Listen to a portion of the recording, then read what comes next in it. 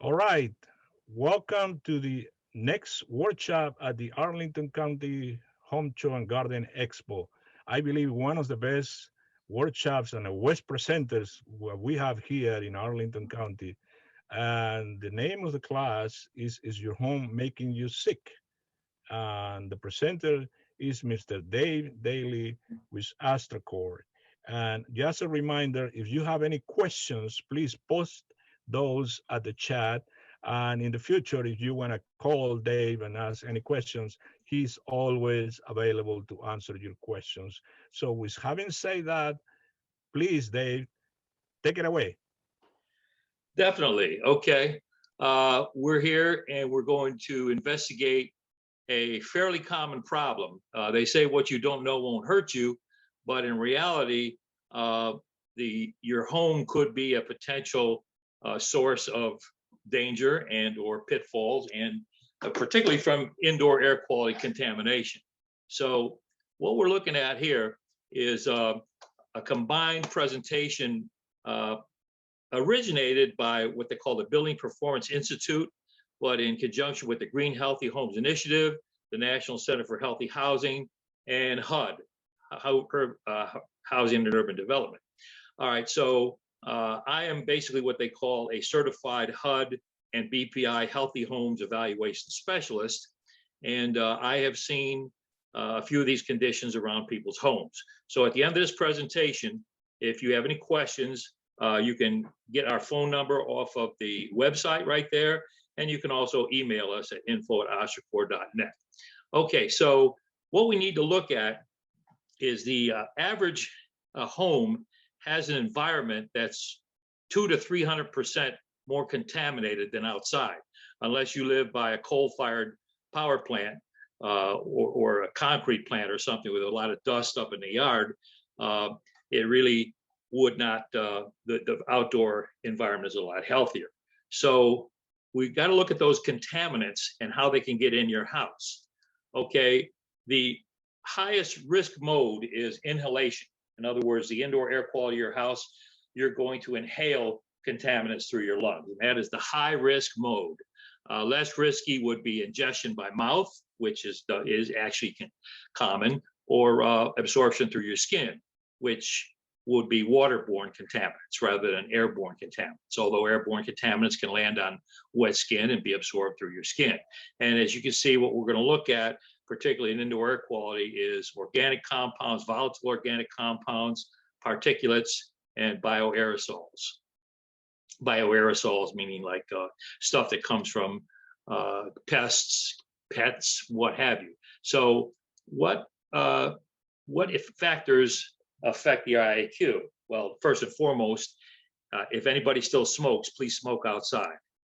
Radon is a silent killer. It's more prevalent than people would think.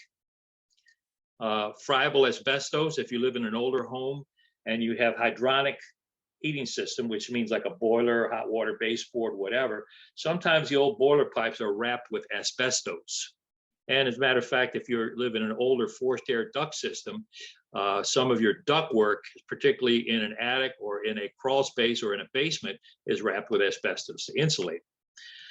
Volatile organic compounds, very, very pervasive in homes.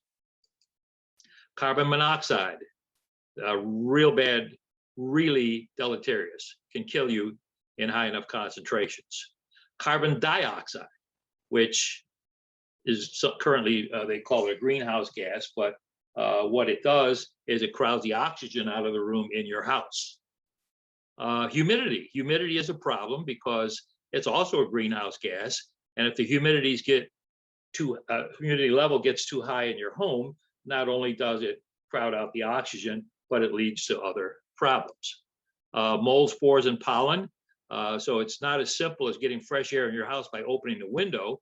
This time of year, we've got, well, of course, you don't want to let the cicadas in, although the screen should hold them out. But pollen can get through openings in the screen, mold spores, what have you. So in a lot of cases, people don't open their windows anymore. Allergies and asthma are becoming more and more common as people become sensitized to various contaminants. And these are what we call your bioaerosols that we talked about before. Pet dander is a bioaerosol. Some people particularly cats, some people are also allergic to dogs. Nitrogen dioxide, not many people realize that this is a contaminant, very common contaminant caused by cooking, particularly cooking with gas, because it's a byproduct of burning fossil fuel. And then particulate matter, PM, which is particulate matter contained in household dust. That's probably the catch-all contaminant that we have to look at. Okay, so let's take these one at a time and see if they might be in your home, where they might be located, and what we can do about them. So first of all, why do we want to measure IAQ? Why do we want to look for presence of these contaminants and in what concentration they may be present? Well, first of all, older homes, as you see, that they always say a house has to breathe. Well, that is true. And so people would open windows, and even if you don't open windows, there's enough cracks and crevices between doors, windows, the siding, little openings in the home, that the house circulates air from the outside. It's continually circulating air, what they call exfiltration to the outside and infiltration from to the inside. And they were not likely to build up dangerous concentration of these various contaminants. However, the two things are happening. Homeowners are concentrating on air sealing methods, caulking, weather stripping, what have you, because they want to save energy. And then new homes and additions are built to new code standards where they must be tested. This particular piece of equipment is called a blower door, and it does test or measure the natural air changes per hour in your home. And so as we tighten up homes, we're saving money, but we're making the homes unhealthy. All right, well, first of all, what we can do is we can eliminate tobacco smoke, right? The proven asthma trigger. It's got all kinds of nasty stuff in it, irritants, carcinogens. You see what's contained in the average cigarette. And there's a big correlation between secondhand smoke, what we call SIDS, sudden infant death syndrome, and ear infections, which are predominant in younger children. How do we mitigate it? That means, what do you do about it? Source control. That means don't smoke in the house, or better yet, don't smoke. And the same protocol would be for pet dander. If you've got people that are definitely allergic to cats, maybe Fluffy needs to take a ride somewhere or find another home. Sometimes people they love their pets so much, they just take pills to control the allergic reaction. But whatever, source control means don't have it in your house. Radon, sometimes that's not so easy to eliminate radon from your house because you don't know it's there. It's, as you see, it's emitted from porous soils, and particularly over what we call bedrock, granitic bedrock. You'll see that we are not, by and large, in this area, Arlington County, Alexandria, DC, we are not over andesitic bedrock, we're over sedimentary river rock. But you can still have houses in this area test positive for radon. So, and it's also water soluble, so it can travel in the groundwater over that sedimentary rock. So it could also be present in groundwater, so it can get into basements and through sump pits or whatever. It is the second leading cause of lung cancer in the United States. As you see, low, if you follow the Potomac River, kind of like where we are, you have a low potential for radon.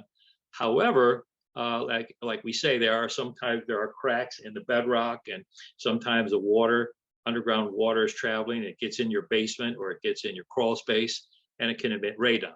So EPA recommends that you test your house for radon, even if you are in a low potential area. How does radon enter a house? As we see, there's the bedrock. It's particularly what they call andesitic or granitic bedrock. So as you go out towards Montgomery County, Loudoun County, heading towards Highway 81 and the Skyline Drive, it's all over the place in homes, especially built in the mountains. But it can also get up in groundwater through your sump pit. It can, if you have a well out in the country, you probably, the well water is probably loaded with radon. So every time you take a shower, that releases the radon into the house. So what are you going to do? Mitigation means, what do we do about it? Okay, so if we have long-term testing, now a short-term test, you can get a radon kit at Home Depot or what have you. And the danger level or the cutoff level is 4.0, what they call picocuries per liter. You don't have to know all that technical stuff, but just know that if you get a result back and it says high, that would be over the 4.0 standard. So if you do that, and then I would go with a long-term test, because sometimes it's just like after a storm and there's a high groundwater in the groundwater table, and it contains a lot of dissolved radon. You could get a short-term test that shows positive. Well, that storm could be like a 2-year event or 3-year event, so it really wouldn't be that dangerous. But long-term shows that you have a fairly high level of radon constantly entering your house. So we want to do 2 things. First of all, if you have a basement, you can't bust up your slab and put a barrier down. But if you have a crawl space, we can put a 10 mils, means 10 thousandths of an inch, and we can get a nice airtight, watertight plastic vapor barrier. Some of you people that may have a crawl space, the vapor barrier may be down there, but it's not airtight. It's crunched up, rats chew holes through it and what have you. So we want to make sure it's thick enough that that doesn't happen, and we want to make sure that it's sealed at the seams and sealed to the crawl space wall. The other thing you could do is put in a sub-slab mitigation system where they're built into all new houses, because, as we said, we're tightening those houses up and we're inviting introduction by radon. So what you can do, however, is you can drill down through your basement slab, ideally in the center, but usually it's in an unfinished area of the base, like the utility room. They put a pipe down there and they'll put a fan either outside or up in your attic, and it runs 24/7, 365, depressurizing underneath your slab, your basement slab, or if your house, if you live on a slab on grade, it will do the same thing, and theoretically suck all the radon out. An easier fix would be if you have a sump pump in your basement. That's a good way to attract all the radon, get a sealed cover, and then here's a case where you have 2 modes of evacuation. You've got a pipe to pump the water out, and you've got a pipe to convect the radon out. Okay, friable asbestos. Older homes in particular would have this. Again, with hydronic systems, it is an inorganic particulate matter, and it doesn't have to be in pipe wrap. If you've got an older home with plaster or drywall before 1978 did contain asbestos fibers, particularly fire-resistant drywall like you find in a garage. And floor and ceiling tiles, staple up acoustical tile, 9x9 vinyl asbestos tiles. You got to make very sure that when you disturb those surfaces, that you know that you eliminate the possibility of asbestos being contained in those surfaces. But the most friable, meaning the type that would be prone to getting off little fibers that become airborne, would be that asbestos or duct wrap that you would see if you had an old boiler or an old steam radiators or what have you. It also is contained in insulation. If you have what they call vermiculite insulation in your attic, that's a friable fiber contained in the insulation. So those fibers are easily inhaled and they can't get out. They have little barbs on them and they just basically lodge in your lungs. So if you need to take care of that asbestos, first of all, if you don't know you have asbestos, get a building material tested. And then if you find out you do have asbestos, get a qualified asbestos contractor that will do the testing and will remove the asbestos. VOCs. VOCs are very common, pervasive throughout homes. They're in wood furniture and flooring. If you probably remember the lumber liquidators, big lawsuit they had about 5-6 years ago, where they were getting laminate flooring from China, and China was kind of sneaking in some formaldehyde into interior building products, making people sick.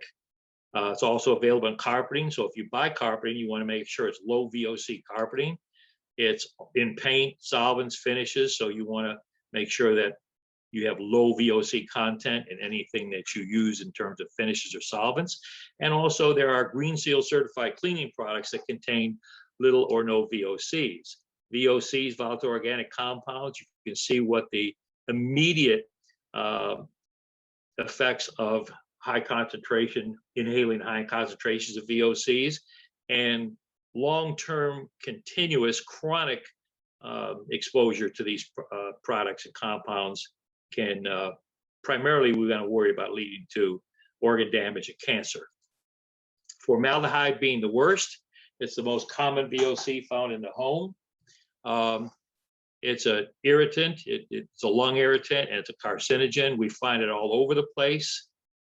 Even though it's been banned in most products, there are some products that get a pass. One of them is building materials.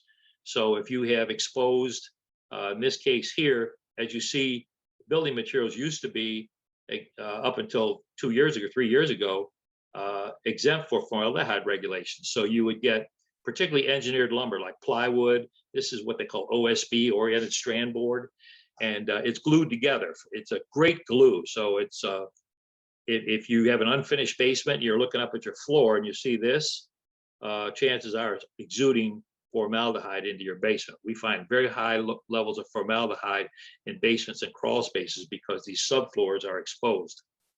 Also, the household products that do have an exemption, it's only in other building materials where they've been banned, but VOCs are present in a lot of cleaning products and paint.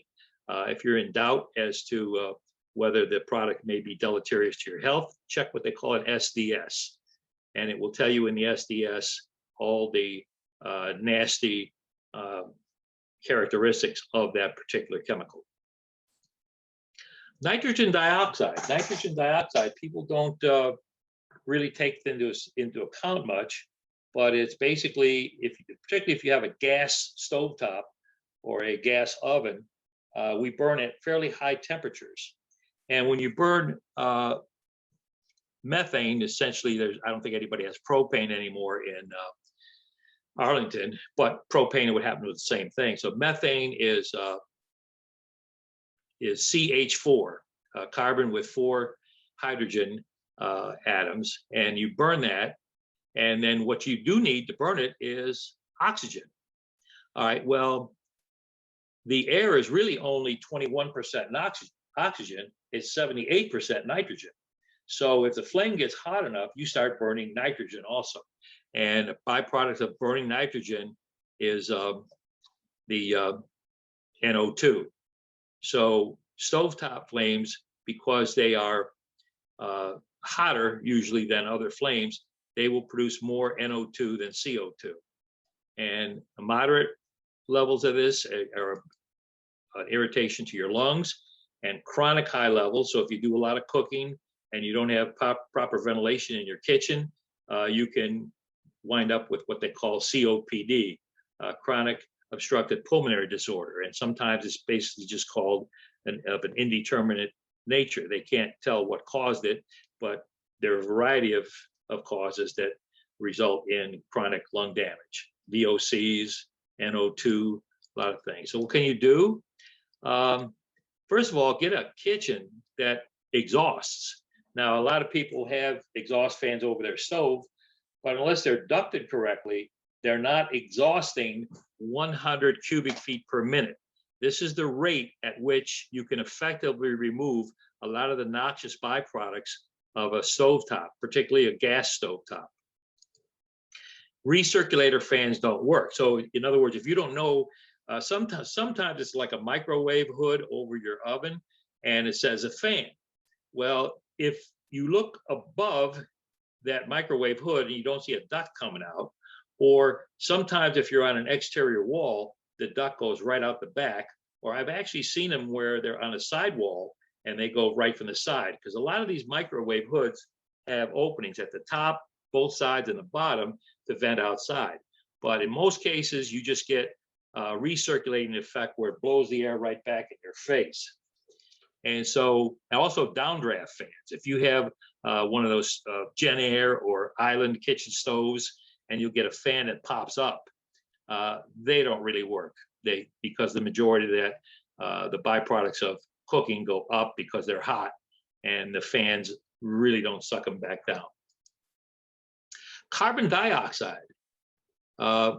We produce carbon dioxide every time we take a breath and exhale. And also when you burn gas or burn oil or whatever the case may be, you're producing carbon dioxide and water vapor. And if you get a lot of people in a home, here's another thing, is that sometimes we get like big families in small apartments, and they suck the oxygen out of the room, and people start going to sleep. I used to teach high school, and I got a kick out of people saying, "Oh, these kids are falling asleep in class. They got to get up. We got to start class later so they can get more sleep." No, that's not it. They're sticking 20 and 25 kids in a room of the size of your living room, and they're sucking the oxygen out of the room, and they're starting to suck down carbon dioxide, and it's putting them to sleep. And if you're in a lot of crowded environments, along with the current mentality that says don't be in a crowded environment because of virus transmission and other disease transmission, just the fact that you have low levels of oxygen and high levels of CO2 that you're breathing in, it's like breathing into a paper bag. And so college professors that do a lot of classes, they wind up with brain fog because they suck up too much carbon dioxide. Okay, carbon monoxide. So carbon dioxide, obviously keep your house well ventilated and don't overcrowd the room. Carbon monoxide, on the other hand, is pretty dangerous. Carbon monoxide comes from incomplete oxidation of fossil fuels. So in other words, in a perfect world, you burn gas, oil, or propane, gas, of course, being propane's a gas, but we're talking about natural gas and methane, and you get carbon dioxide and water vapor. Well, if you don't have enough oxygen, you produce carbon monoxide. Carbon monoxide higher than 9 parts per million, levels of 9 parts per million in the air, can make some people go to sleep and give them a headache. If you have a gas stove or gas oven or gas fireplace or gas furnace and water heater in your house, you probably have a CO detector and a CO alarm. Well, over 9 parts per million in a fairly regular basis can cause health hazard, could cause health conditions. And so you're going to say, well, why is the commercially available CO alarm go off at 8 hours of 70 parts per million? That is the emergency level. That's a danger level. So it's the alarm in your house is like the smoke alarm. Somebody's going to die if you don't get out of the house. And you're going to say, well, why did they do that? And the answer is because low-level carbon monoxide is more common than most people think. And if the alarm went off at 9 parts per million after 8 hours, which this is 70 parts per million, then you would have a fire engine unit and a paramedic wagon on every block of every street in Arlington on any given day. And you wouldn't like that because they need to get 10 times more the amount of equipment and build 10 times more fire stations, and your property taxes will go up through the roof. So UL and NFPA, Underwriters Laboratories, and National Fire Protection Association got it together and said, hey, we're going to make the level emergency level. And you can see that ASHRAE, OSHA, the various WHO, the same thing as WHO, they don't want you breathing 9 parts per million for any more than 24 hours. And you can see you could die at 800 parts per million within 2 to 3 hours. Okay, ways to get CO2 and CO in the house. If we have exhaust appliances in the house, dryers, range stove tops, bathroom fans, central vacs, what have you, and even running a fireplace, a wood burning fireplace, that turns the house into negative pressure, and that'll bring your exhaust gases back down through your vent system in particularly your water heater and your furnace. And so we do testing on houses to see if this can occur, what's called worst case depressurization testing. And you may need, if that is a fairly common problem in your house, it might be a good idea to upgrade your fossil fuel burning equipment to sealed combustion, which otherwise known as high efficiency equipment, which brings air from the outside for combustion and it pumps it to the outside with power vented. So you don't ever worry about having exhaust gases leak into your house. Now let's talk about humidity. Humidity is a problem, as the current interest here in the current buzzword is on viruses. And you see that if your house is too dry, particularly in the winter, you will propagate viruses. You would have a high viral load. So if your house is very, very dry and you've got a lot of people in the house, that is where most people catch viruses, in an interior environment that is very dry. And then the optimum zone, as you see, is 40 to 60% relative humidity. So you see that keeping the house, that's why people have a lot of use central humidifiers a lot. And then you're going to say, well, they use a dehumidifier in their basement. Well, yes. So they're humidifying the upper levels of the house and they're dehumidifying the lower levels of the house. As you see, when the humidity gets very high, we get a condition called dust mites. Mold spores, molds can develop, and asthma attacks from being low humidity. People that sometimes that they don't have a chemical trigger, they just have a environmental trigger. If it's too cold and too dry outside or inside, or if it's too hot and too humid outside or inside, they can have an asthma attack. All right, so as you see, below 20%, we're getting poor lung function, and we produce ozone, which is also a lung irritant. Below 30%, you can get chronic respiratory rhinitis, chronic lung infections. Above 60, some people, one of the biggest triggers of asthma and allergies is dust mites in people. So the best thing you can do is control your indoor relative humidity level below 60%, and you may eliminate the propagation of dust mites. Now, mold is a big concern, that four-letter word, mold, and people say, oh my God, my house has mold. Well, here's news. Everybody's house has mold. It's just, does it take off? So it's just like the fire triangle. Everybody's house has the potential for fire. Everybody's house has the potential for mold.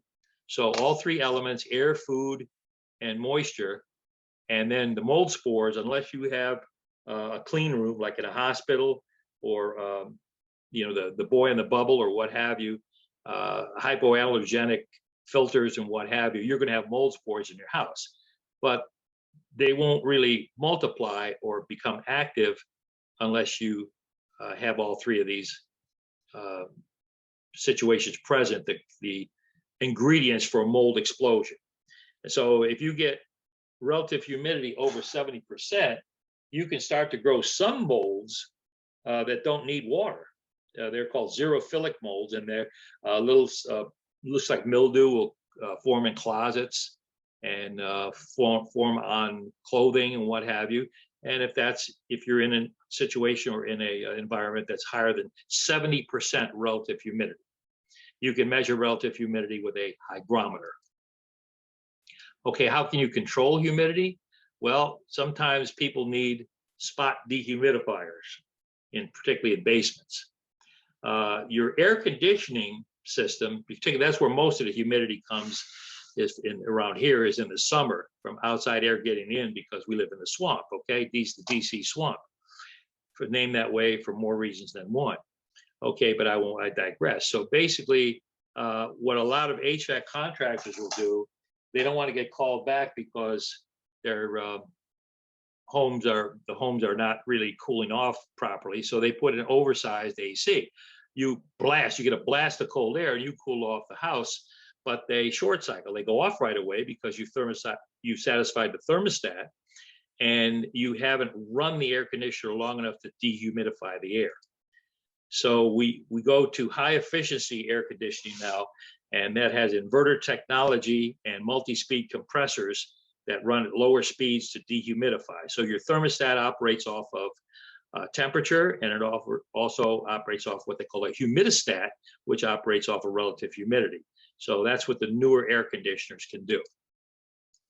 Other humidity mitigation, we can air seal your house. If you air seal the house, again, you're going to concentrate a lot of contaminants, but humidity is one thing you want to concentrate in the winter.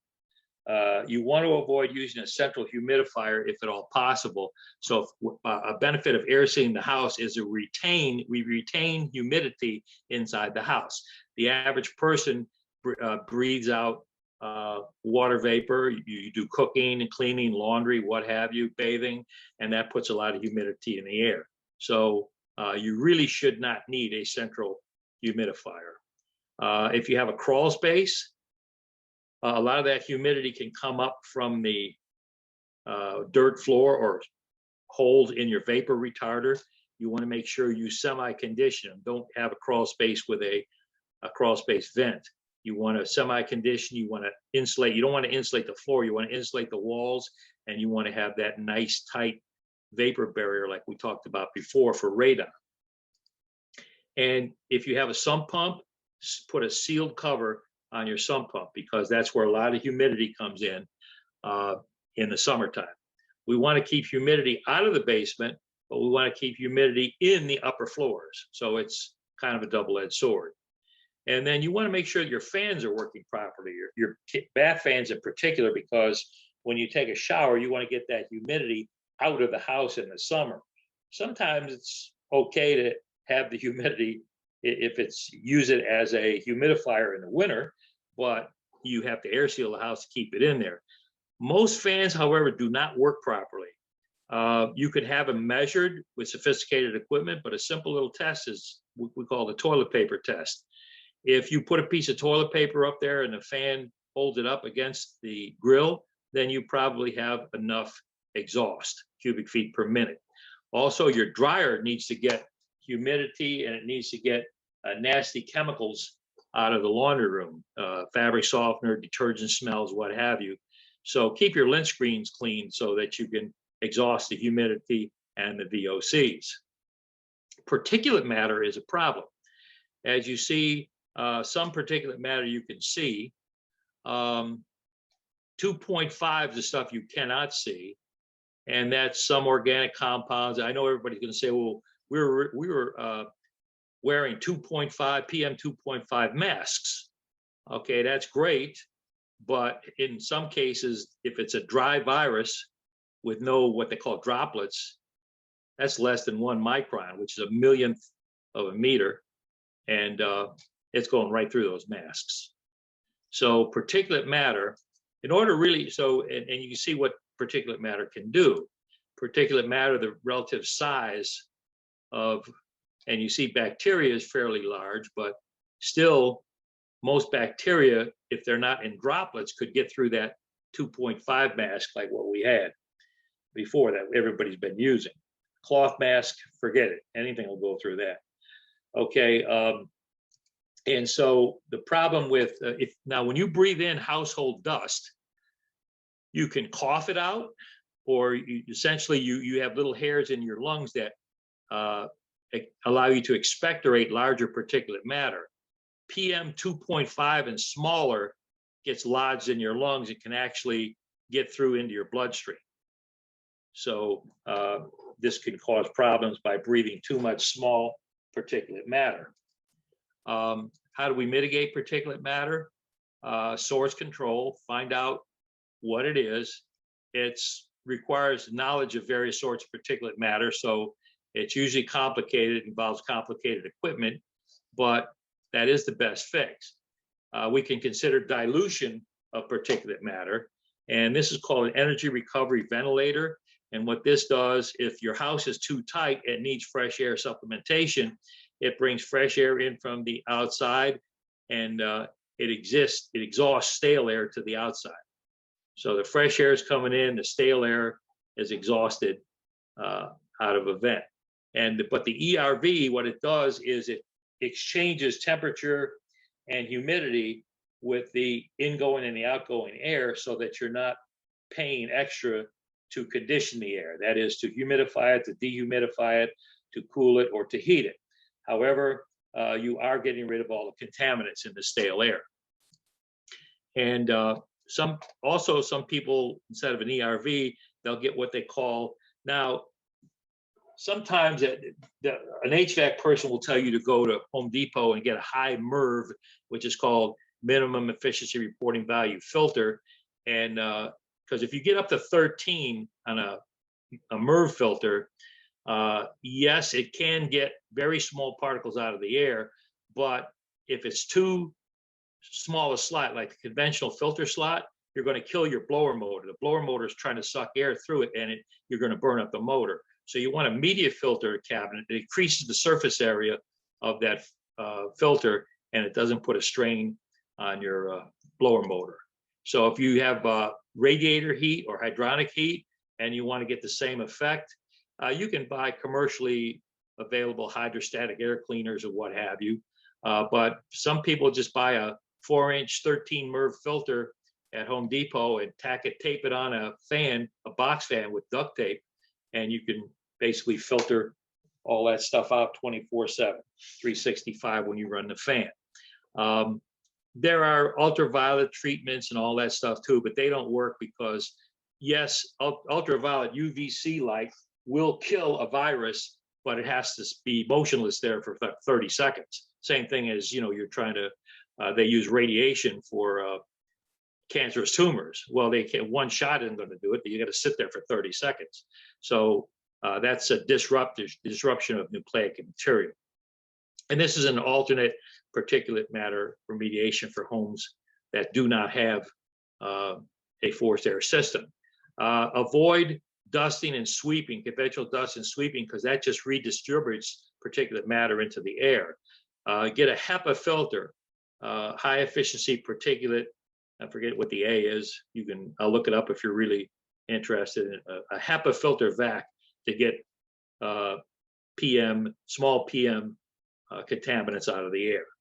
So what is the connection here between the Healthy Homes and the Affordable Care Act? Well, the Affordable Care Act, which some people called Obamacare 10, 15 years ago, it does provide for medical practitioners, physician assistants, doctors, what have you, to actually prescribe home improvement repairs to be covered by medical insurance. In other words, if it can be shown that there is a chronic health condition that is influenced by your house, and you spend the majority of your life in your house, and so the majority of your life, you are exposed to chronic contaminations and chronic health impairment from the contaminants in your house, then 2 years ago, they ran a study, and they ran a pilot study. They found out that actually saved Medicare and Medicaid money because it cut down on trips to the emergency room. And so the Affordable Care Act says that it could be, these home repairs could be covered under your health insurance. Now, after the pilot study, more and more private health insurance companies looked at the study, and a bunch of them are signing on now. So check with your health insurance carrier to find out if that benefit is available to you. And you do need a licensed individual, needs to be a BPI Healthy Home Evaluator. Okay, that looks like the end of the presentation. I wanted to save 5 minutes at the end for questions. So Jorge, you came out right on the money. Thank you, Mr. Day. I hope nobody had scared. I've got scared now to go back to my house. I'm telling. But anyway, I have a couple of questions here for you. Oh, absolutely. One of the questions is for how long that the off gas from formaldehyde is dangerous after a house is built? Depends on the concentration that was present in the product. Most formaldehyde off gases in about 7 to 8 years, but there are still low levels of formaldehyde present for about 15 years. That is, they're not deleterious in a house that was built to the old standards, but houses that are built to the new tight, airtight standards, those low levels can build up and create a health hazard in the house. So by and large, anything like, think about, I explain it this way. When you get in a car that you just bought, you know what the new car smell is, right? Oh yeah. Yeah, and that people like that, but you know what? It's bad for your health. Don't keep the windows open as long as you smell that stuff, because you're breathing straight deleterious volatile organic compounds. So that smell would last for about a year. And Wow. that's what, and those are extremely high levels of VOCs, because there are no standards for VOCs in cars. That's one product that has an exemption also. All right. Now, next question. It's a good idea to have the duct system clean, or it will just make things worse? Cleaning your duct system can get rid of dirt, particulate matter, microbes. Sometimes there's you get condensation inside your ducts, and it breeds little colonies of mold and fungus, and particularly one-cell organisms can live in moisture. Yes, there is that fact there, but the downside of cleaning your ducts is that once you clean them and remove all the dirt that was clogging up all the cracks in your duct systems, now your heating system is not as affected because your ducts are leaking out the air. So it's, it's whack-a-mole. You can't, you take care of one problem and another problem surfaces somewhere else. Yeah, maybe you want to turn on your camera so we can see you. I don't know. Yeah. So if I stop share. For the final message, but here is another question. Very wait a minute, let me see. Turn my camera. I'm whoops. I'm not up here. Anyway, wait a minute. Maybe don't worry about it. Okay. Oh, share my video. There we go. There you go. That's Dave Daly for everybody now. Now, yep. Are there, as ugly as I am, are there NO2 detectors? I'm scared to cook on my gas stove now. They're very expensive, a couple $1,000. Ooh, but they are. They're out there. Well, they are. I gave a workshop recently, Dave, about that, and that is with the new modern equipment that is coming, smart things. They are about even $100 detectors for. Oh, really? You found an NO2 detector for $100? Not the NO2, the CO2 or the. Oh, yeah. As a matter of fact, a real good one, a multi-gas detector would be a Foobot. If you ever heard of a Foobot or Air Advice. There are units that you can set in your house, and they wirelessly communicate with your phone. And so wherever you are, you can get a snapshot of the indoor air quality in your house. It measures CO2, it measures CO, it measures humidity, it measures temperature. It'll measure, you can set it for 4 gases, but then you can actually alternate the gases you want to see. Another one we didn't cover, but it's not worth, it's very rare. It's called hydrogen sulfide. If you ever smelled rotten eggs in your basement, like a rotten egg smell, that's hydrogen sulfide coming up from sewer gas. Oh, yeah. I mean, people don't realize methane gas and is everything in the house. Well, one more question. It's a good idea to install a UV light in the plenum of your AC system? Well, it's actually a scam. There are a lot of HVAC people that are selling it. And yes, you put it in the return plenum, or something, or sometimes they'll put it right inside a coil. If you have a coil on top of your furnace, an air conditioner, or a heat pump, it's got a coil, they'll stick the light right here. And the theory is that what you're doing is you're killing any type of biological material as it comes through, anything that has RNA or DNA. UVC, ultraviolet C light, is a disruptor. But again, it's like UVC also gives you a sunburn. Well, UVB gives you a sunburn. UVC can cause skin cancer. But if you go outside and stand outside for 2 seconds, you're not going to get skin cancer. It takes a while for that UVC to disrupt the nucleic material. So what it will do, if it's installed in your coil, yes, anything that gets stuck on your coil, it'll kill that. But as far as the air going through, if there are viral loads passing through past your UVC detector, it doesn't work because that it has to slow down the air. It takes at least 30 seconds to disrupt nucleic material. So Well, I'm telling you, the last session, the last slide that we're talking about the Affordable Care Act, and the way that you might be able to tie it up to get some inspection that Medicare or Medicaid will cover. This is something that talk to your physician, because if your physician is the key. The physician has to work in conjunction with healthy home evaluators. They're springing up all over, and it's becoming a tandem. It's almost like a team effort between probation officers and social workers. I mean, to use an example. So physicians are teaming up with healthy home evaluators and tying in with insurance companies that have bought into this provision of the Affordable Care Act. And it's only going to get more pervasive because it's really a money saver for these health insurance companies. Excellent. All right, everybody. Mr. Dave Daly has his web page here, also his landing page at the Home Show and Expo. It's going to be active for 6 months. It will link to his main web page, but we have put good information there. Go and see him, talk to him, give him a call.